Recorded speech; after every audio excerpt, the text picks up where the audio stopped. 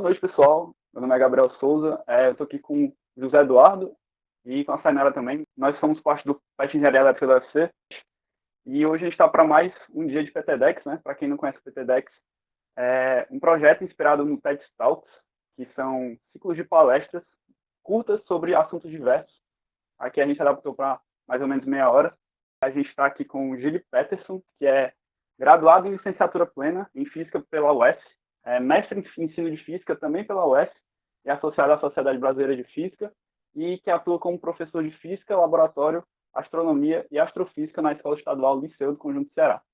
Agora eu passo a palavra para o Peterson, começa a apresentação dele, apresentar o tema, e qualquer dúvida, eu peço que vocês usem o chat, que a gente vai estar monitorando. Muito obrigado pela participação de todo mundo, e eu espero que vocês curtam as palestras. Boa noite. Também dou aula no Colégio Santo Inácio, né?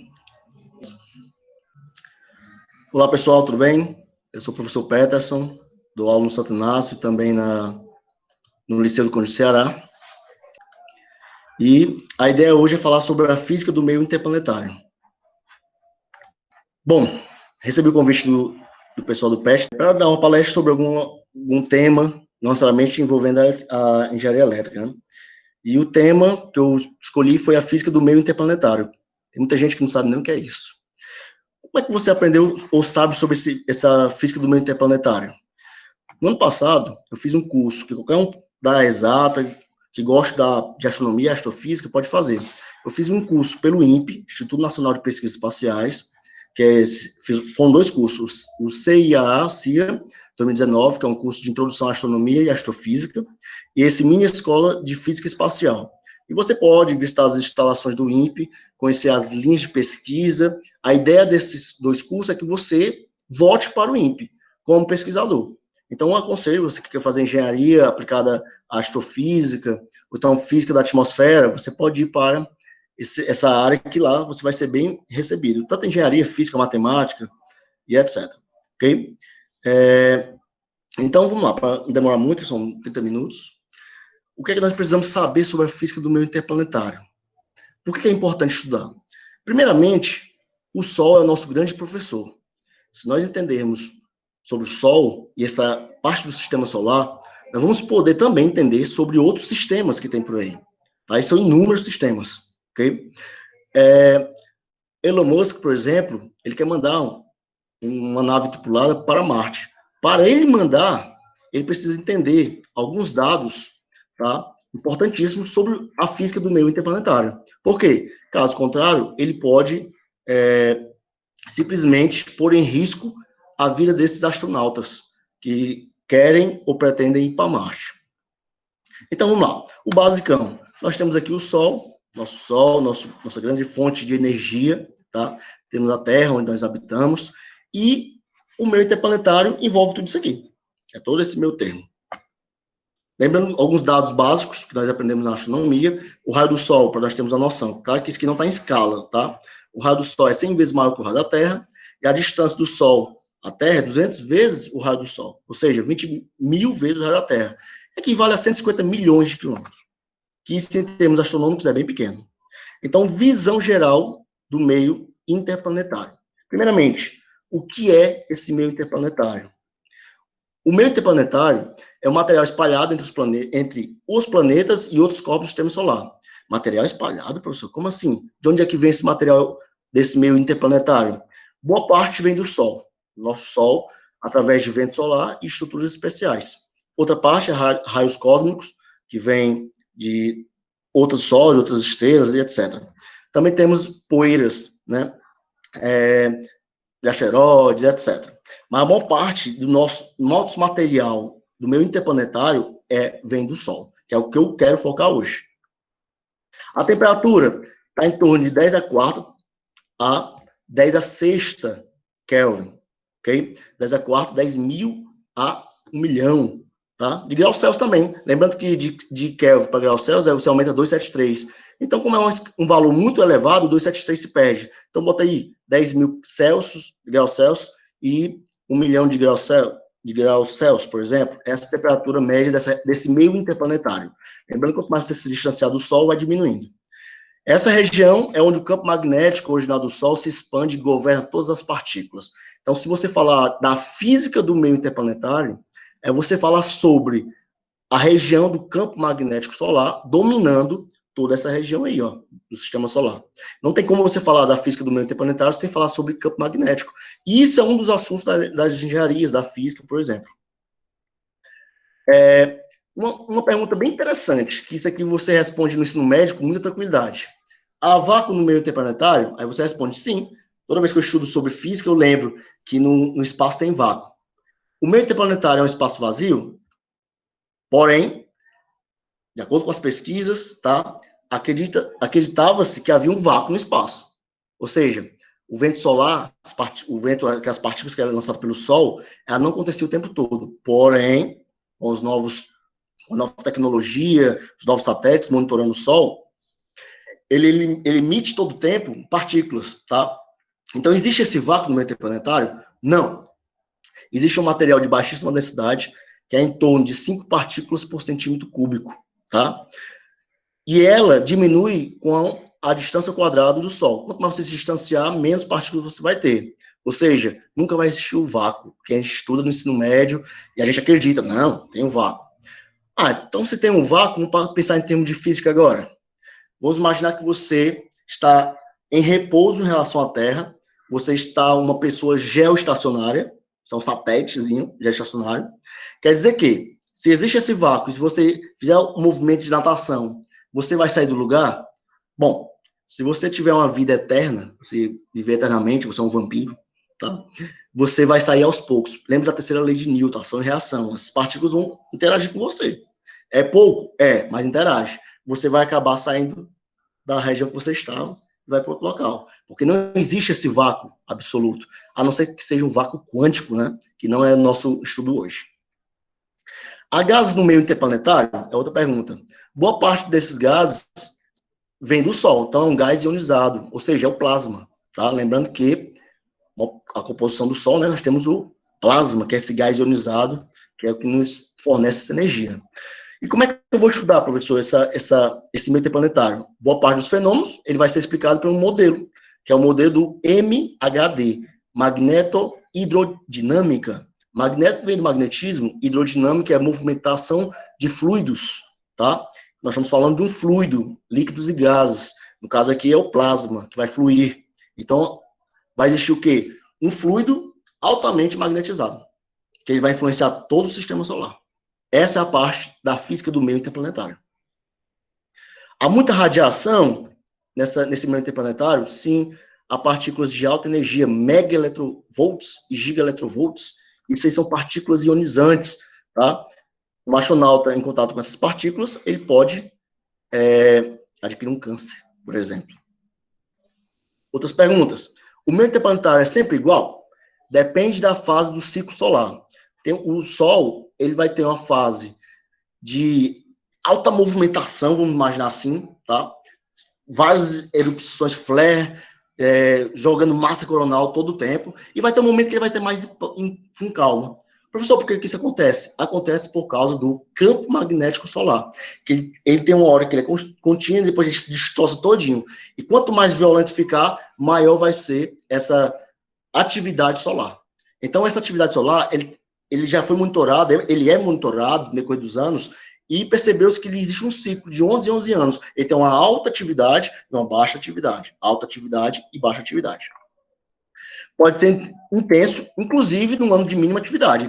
Mínima atividade, poucas explosões solares, vamos imaginar assim, ele emite uma que sai muita massa coronal, massa solar. Então, não é regra, no mínimo ele não emite tanto. O meio interplanetário gira junto com a rotação do Sol, que é mais ou menos 27 dias. O Sol está girando e ele vai lançando, tá, uma massa fluida ionizada, que seria o quê? O vento solar, a massa coronal. Eu vou mostrar daqui a pouco, através de uma animação que eu peguei na NASA. A estrutura mais importante é a ejeção coronal de massa, que é exatamente, se você observar aqui, ó, isso aqui, ó, da imagem por trás, do fundo, essa injeção que é a parte mais importante do estudo dessa física do meio interplanetário. Outras estudos também são observadas, porém, essa massa coronal ejetada que vai ser mais estudada. Aqui nós temos, por exemplo, o gráfico do ciclo solar. Em 1976, por exemplo, começou a registrar, aqui, ó, máximo, depois mínimo, 1988, aí máximo de novo, mínimos, máximo. Perceba aqui, ó, 94 nós tivemos um período mínimo, porém teve aqui uma grande ejeção coronal, ó, tá? E agora, 2018, 2019, 2020, nós temos uma baixa movimentação, ok? E nós já vamos começar a subir para o próximo ciclo, que é de máximos. A estrutura do Sol, é importante saber, nós temos aqui o Sol, tem vários grãos, tá? Que é exatamente um meio processo de convecção, tá? Regiões de alta temperatura, regiões de baixa temperatura, começa o processo de convecção, lembre-se que é um fluido, tá? E um dos processos de transmissão de calor é por convecção, então nós vamos ter esse processo sobe e desce. Temos as manchas, quando existe a ejeção de massa coronal, ele meio que resfria a região com relação à temperatura ao lado. Então, ele fica com essas manchinhas pretinhas aqui, ó, ok? Quanto mais movimentado, quanto mais atividade tiver o Sol, mais manchinhas você vai ver. Em regiões de baixa movimentação, menos mancha. Temos a fotosfera, que é essa região aqui, onde nós vamos ver uma parte da coroa, por exemplo. No eclipse, que Albert Einstein mandou seus técnicos para Sobral, quando eles fotografaram ali o eclipse, eles conseguiram ver isso aqui, ó, um pouco dessa coroa, tá? Outra coisa interessante é o flare, exatamente essa erupção que manda muita massa coronal para fora do Sol. E temos a proeminência solar, que ela não vai ser ejetada para sair no sistema solar, na parte do meio interplanetário. Ele consegue voltar. Ele vai, o campo magnético não fechou aqui, ele volta. Ok? Temos a cromosfera, e essa é a estrutura geral. Observação. Aqui, nós vamos ter uma grande fusão nuclear, como se fosse um grande gerador. Como não é um grande gerador nuclear, e vai ter aí o hidrogênio com o hidrogênio se chocando, virando hélio, e uma parte vai ser lançada com energia radiante, luminosa, e para sair do núcleo até essa parte externa demora muito mesmo, pode demorar até 1 milhão de anos, dependendo da absorção, emissão. Porém, quando ele sai, ele demora 8 minutos para chegar na Terra. Tá? Demora muitos anos para sair daqui, um fóton, que é a nossa luz, e demora, partícula da luz, né? E ele demora muito tempo para sair, mas quando sai, simplesmente, em 8 minutos, ele chega até nós. Deixa eu só ver aqui. Ok. Então, aqui, ó, é exatamente falando sobre a ejeção da massa coronal.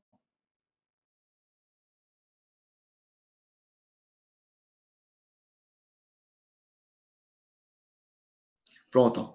Aí nós temos o campo magnético, ó, sendo lançado, uma parte dele se junta, ó, volta, e essa parte que quebrou, lança, ó. Isso aqui é a ejeção da massa coronal, ó.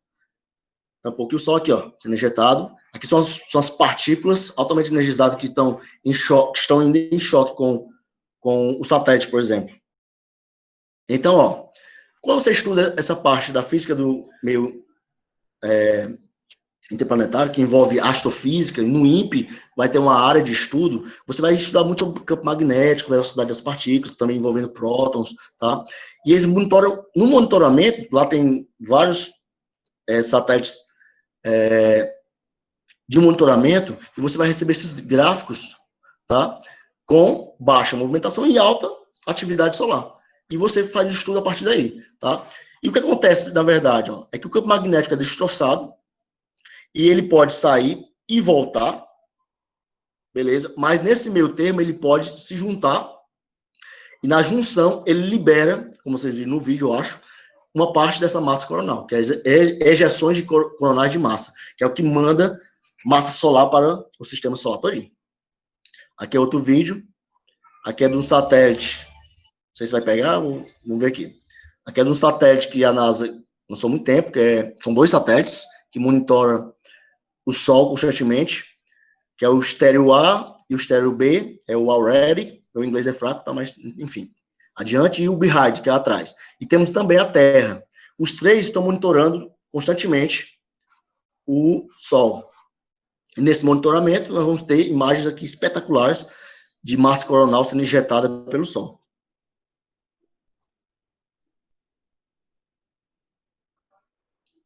Ó, essas manchas, exatamente as massas coronais foram injetadas, aí forma uma manchazinha, que esfria a região. Quanto mais atividade solar, mais nós vamos ter essa massa coronal. Aqui, por exemplo, ó, quando essas partículas se chocam com o campo magnético terrestre, ó, olha o que acontece. Um fenômeno interessantíssimo, dei uma pausa aqui agora, que são as auroras, tá? As auroras acontecem exatamente por causa desse choque do campo magnético terrestre com essa massa coronal que vem do Sol, ok? Mostrando aqui o vídeo. Professor, quer dizer que, se eu for para a Finlândia, uma região mais fria, polar, no caso, para eu enxergar, eu ver esse fenômeno aí, que são as auroras, é interessante que eu vá no período que tem a maior atividade solar? Sim. Mas não quer dizer que num período de mínima atividade solar não vai existir. Vai existir também, tá? Mas é mais difícil. Então, nesse período de 2018, 2019, acontece, porém com menos incidência. Se você for para um local que não tem, sei lá, 2023, 2024, já vai estar aumentando a atividade solar, você pode ver com mais intensidade. Aqui, ó, perceba que a data, 25 de outubro de 2003, vai passando os dias e você vai ver essa atividade solar bem intensa. Olha só, de uma para outra ele ejeta a massa coronal, e essas manchinhas aqui, ó, opa, desculpa, vou passar aqui de novo. Ver se eu consigo adiantar aqui. Pronto. E tem uma hora que a imagem, ela fica cheia de partículazinhas, porque ela vai interagir com o satélite e acaba danificando ali a imagem. Tem uma parte que ela manda da massa coronal para o satélite. Esse satélite, ao receber essa massa coronal, olha como é que fica a imagem. E aqui são os satélites, ó. O estéreo A, o estéreo B e o planeta Terra. Os três estão monitorando o Sol constantemente. 2009, junho, julho, todo o tempo monitorando para poder ter essas informações.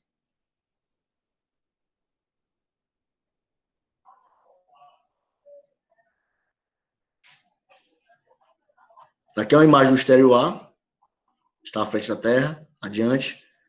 E aqui é exatamente o vento solar, ó, e, vez ou outra, ele tem uma injeção de massa coronal. Esse vento solar são partículas que estão todo o tempo sendo lançadas no sistema solar. Um exemplo aí, ó, de injeção de massa coronal. E esses fluidos, eles estão magnetizados. Então, a região tem um campo magnético elevadíssimo. Lembrando que o elevado é em nanotesla, tá? Se você disser assim, um campo magnético 1 Tesla, isso aí é gigantesco, tá? Nano já é um campo magnético elevado, que já causa muita interferência. Olha aqui, por exemplo, ó, densidade solar, que baixa. Quando ele tem uma injeção de massa coronal, essa densidade, ó, eleva-se, chegando até aqui o vermelhinho. Olha só. Ok? E esse aqui, por exemplo, é uma simulação que eu peguei na NASA, no caso, que mostra a rotação solar e o vento solar, né? Essa parte aqui, ó, nossa densidade, isso aqui é ejeção de massa coronal. E ele vai movimentando e lançando no espaço. Isso é que faz com que o espaço, a região do sistema solar, no caso, não tenha um vácuo, tá? Como se imagina, sem nenhuma partícula. Sim, vai ter 5 partículas por centímetro cúbico, e ela vai se distanciar. Quanto mais você se distancia do Sol, menos partículas você vai ter. Por exemplo aqui. Essa região vermelhinha aqui é a região mais densa, tem mais partículas, né? Com relação à velocidade, à densidade.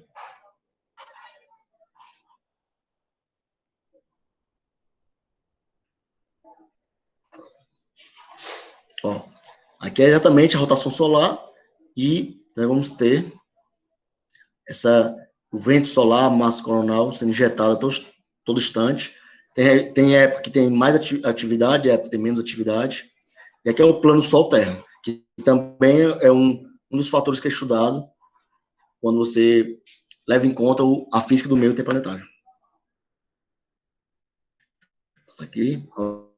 por exemplo, aí, também foi pegado, todas essas animações é gratuita, você pode pegar na NASA, de livre acesso a todos. Olha o exemplo aí, isso é muito interessante, essa simulação. Aqui nós temos Júpiter, bem distante, ó, e passa dela, a massa coronal passa dela. E você pensa, professor, essa massa coronal, ela é de qual tamanho? Muito maior do que a Terra. Olha só, ela engloba ou acopla todo o sistema solar. Vamos passar aqui que o tempo é pouco.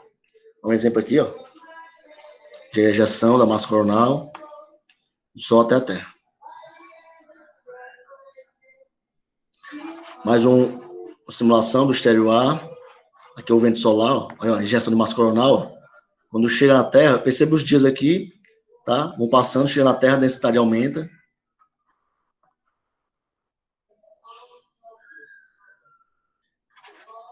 Aqui é outra simulação que mostra essa massa ejetada pelo Sol.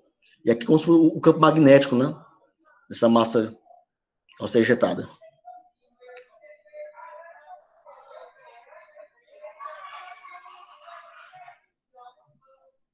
Aqui, ó, nós temos o Sol, a Terra monitorando, aqui o estéreo B e o estéreo A, que são os dois satélites que estão constantemente monitorando a mesma órbita terrestre, estão monitorando aqui o Sol 24 horas por dia. Esses dados são de livre acesso, alguns dados são de livre acesso a qualquer um, principalmente os artigos que eles publicam, está de livre acesso para todos.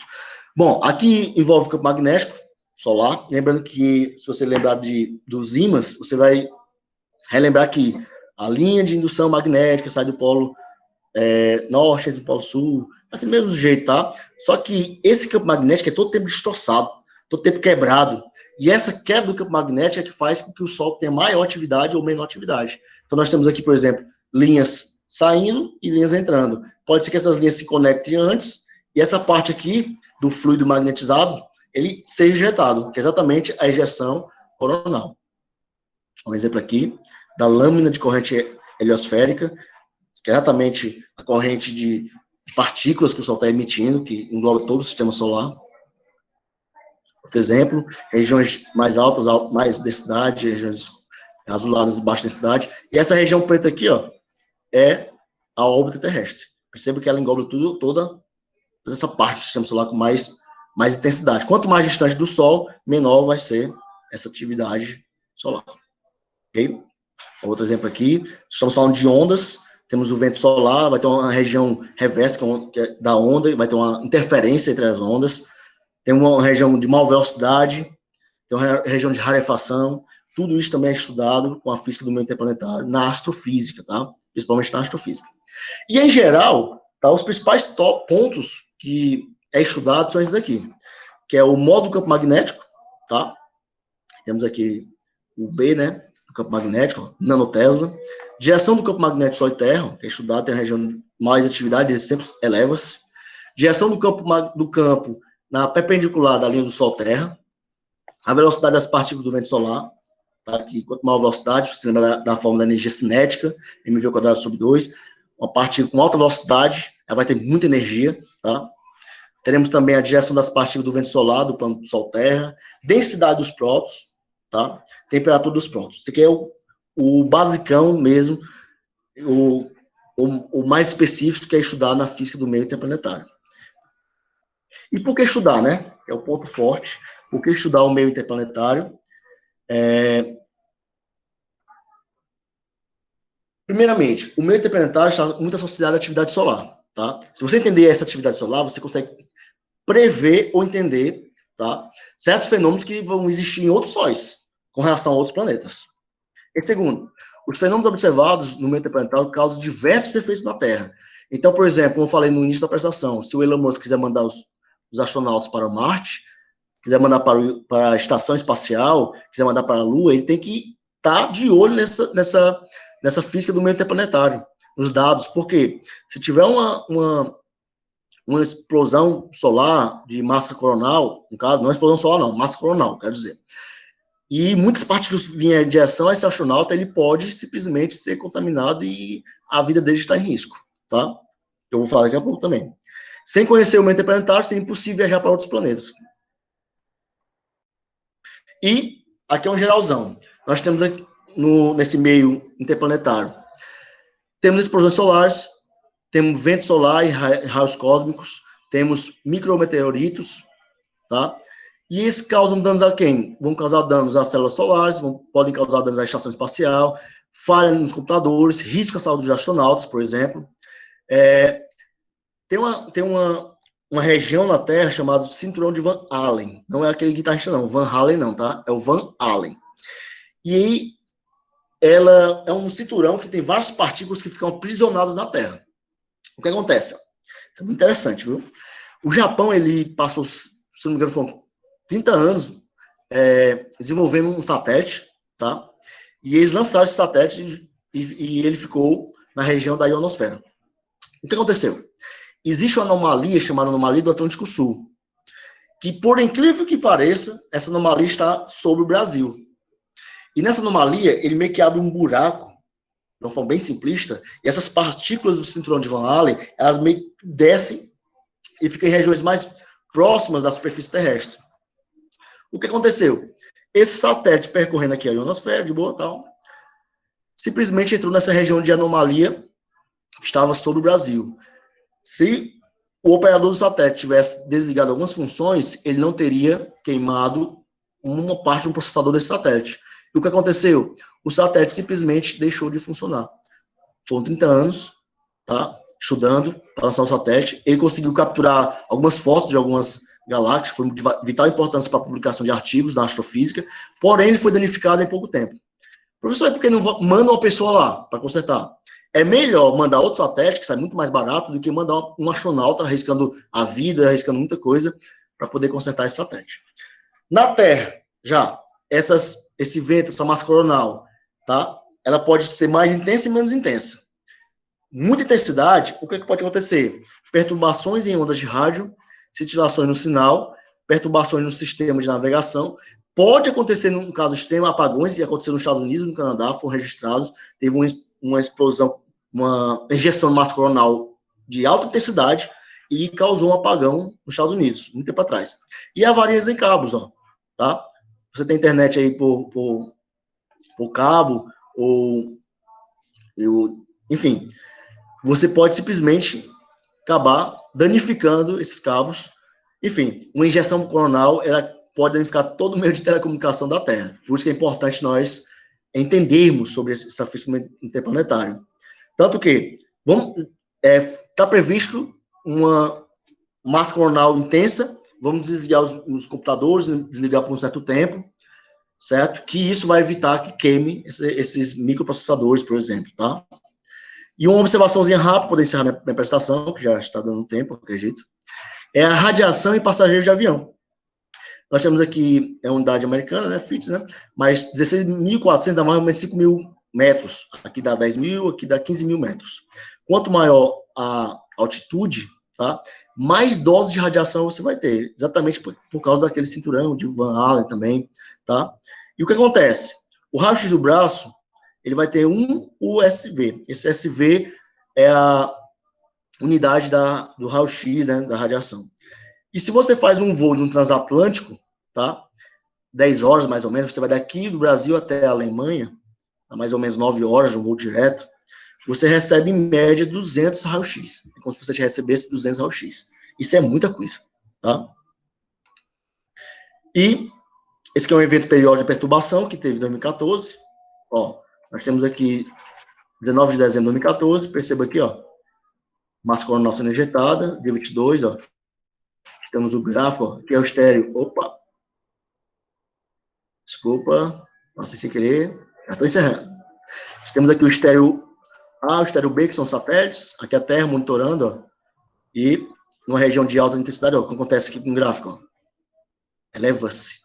A Terra consegue monitorar antes, depois os satélites conseguem captar essa elevação.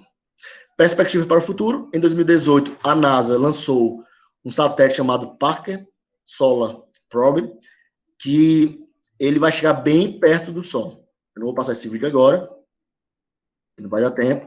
Então, esse satélite, ele vai passar, nós já estamos na quarta passagem, para falar a verdade. Foi em 2018 que foi lançado, ele passa uma órbita elíptica, e cada passagem próximo do Sol, ele consegue captar inúmeras informações. Já foram publicados vários artigos, tá? Um dia desse vou mostrar algumas imagens, ok? Tem um videozinho aqui rapidinho, vou mostrar aqui, só um minutinho só, que eu peguei da internet, ó. Que ele mostra exatamente a órbita desse satélite. Ele é todo preparado para aguentar alta radiação, altas temperaturas, tá? Na quarta passagem dele até agora não aconteceu nada, inclusive ele conseguiu capturar as imagens, tá? Tranquilamente, tá aqui o Parker. Parker por causa do cientista. Aqui é a montagem, ó. Aqui são superfícies que aguenta essas altas temperaturas. E considerações finais é que o meio interplanetário é uma região onde temos plasma com baixa densidade e altas temperaturas, ou seja, não existe aquele vácuo idealizado por muitos. O plasma no meio interplanetário é dominado pela estrutura de origem solar, vento solar, ejeções coronárias de massa, regiões de interação corotante. Ao estudar as estruturas do meio interplanetário, podemos entender melhor os seus efeitos na Terra, exemplo, radiação em voo, apagões, problemas em telecomunicações, por exemplo. E nos próximos anos, com essa sonda, novas observações do plasma nas proximidades do Sol nos ajudarão a entender melhor a sua dinâmica. Entendendo o Sol, nós vamos poder ir para outros planetas. Ainda não temos tecnologia para ir para outro sistema, mas vamos pelo menos poder ir para Marte, tá? E essa foi a apresentação. Essa apresentação que me cedeu foi o Dr. Carlos Braga, ele é doutor pelo INPE, essa física do meio interplanetário. Eu adaptei com alguns vídeos, algumas observações, tá?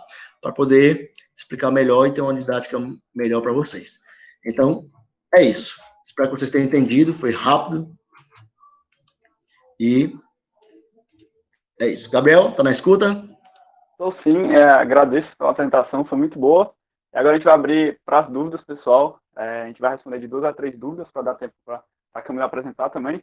Então, fiquem à vontade para fazer perguntas no chat. Pronto, estou aqui à disposição. Se caso não tenham dúvida, tem o meu e-mail, né? Que é gile.lima@prof.ce.gov.br. Renta que não. Vou mandar aqui daqui a pouco esse e-mail, tá?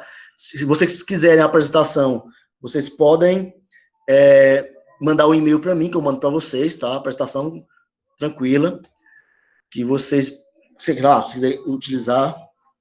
Pessoal, esse é um tema muito massa, um tema muito interessante, né? E nós não temos acesso no ensino médio, nós não temos acesso na faculdade, por exemplo. Eu não tive acesso na universidade, pelo contrário, eu fiz um curso pelo INPE, tá? E também eu li algumas coisas, e por meio desse estudo é que eu tive acesso à física do meio interplanetário.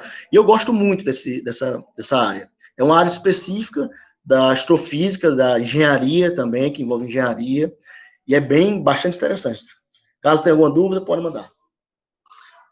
Sim, Camila, pode e deve, tá? Instituto Nacional de Pesquisas Espaciais, quem é que faz essa pesquisa? Geólogos, tem pessoal da geografia, física, tá? Engenharia. As linhas de pesquisa são inúmeras, tá? A física do meio interplanetário é uma linha da astrofísica. Só que nós temos física da atmosfera, física que pesquisa da atmosfera, nós temos também monitoramento de satélites da Terra. Inclusive, no ano passado, nós tivemos até um problema com um grande pesquisador, um dos maiores pesquisadores do Brasil, tá? Que é o Ricardo Galvão, que ele foi demitido porque ele mostrou alguns dados, tá? Do monitoramento que o INPE faz da Amazônia. Ele faz esse monitoramento e, por meio desse monitoramento, ele lançou os dados, que é para lançar para o público. Nós, como contribuintes, devemos e temos o direito de ter esses dados. E, por ter mostrado esses dados, bateu de frente com o atual presidente, que não gostou e demitiu um dos maiores pesquisadores do Brasil e do mundo, viu? Porque ele é renomado, é conhecido aí do mundo afora. Outra pergunta aqui. As pessoas que trabalham na aviação têm alguma proteção contra a radiação? Nenhuma, tá? Nenhuma. A aviação, por ter noção, o avião ele é feito de alumínio, não pode ser muito pesado, porque ele vai dar causar um custo para a empresa, tá? Então ele é feito de alumínio, o alumínio vai te proteger dessa radiação. Só que existe todo um estudo de segurança para que o piloto, tá? Os comissários que trabalham no próprio avião, eles fiquem intercalando, tá? O problema é você todo tempo você tendo essa radiação. Então, o piloto fez um voo transatlântico, o ideal é que ele passe 2 dias sem fazer, tá? Entendeu? Então, tem todo um estudo de segurança. Agora, se é feito, eu não posso dizer, porque eu não sou da área. Mas o avião, ele vai proteger? Não vai. A gravidade dos planetas causa algum efeito do Sol? Bom, nós temos aquele famoso efeito borboleta, né? E se você pensar no Sol, como, no nosso sistema solar, no universo, como um tecido espaço-tempo, que foi proposto por Albert Einstein, então vai existir influência? Sim. E se você pensar pelo Isaac Newton, na gravitação, toda ação existe uma reação, da mesma forma que a Terra atrai o Sol atrai a Terra. Só que, por um processo de muitos anos, milhares de anos, tá? De equilíbrio, tá? No choque, tal, da formação das estrelas que formou os planetas, nós temos esse equilíbrio que nós temos hoje, onde a Terra está no local que ela está, a Lua está no local que ela está. Tem influência? Influencia sim. Para você ter noção, as células do seu corpo influenciam todo o universo. Agora, essa influência é infinitesimalmente pequena. Ela é muito pequena. Vai ter alguma influência? No final das contas, vai. Eu não posso dizer qual a influência, né? Mas tudo influencia. Tudo vai ter uma influência. Pense no efeito borboleta. Pronto, é isso mesmo. Mais alguma dúvida? Gabriel, muito obrigado. Eu espero que vocês tenham gostado dessa apresentação. Eu que agradeço, cara. Tá? E eu vou mandar aqui meu e-mail para vocês. E vocês podem mandar várias dúvidas para esse e-mail. Também tem um Instagram chamado Astronomia_LCC, que vocês podem seguir, que eu também mando várias notícias, etc. Tá bom?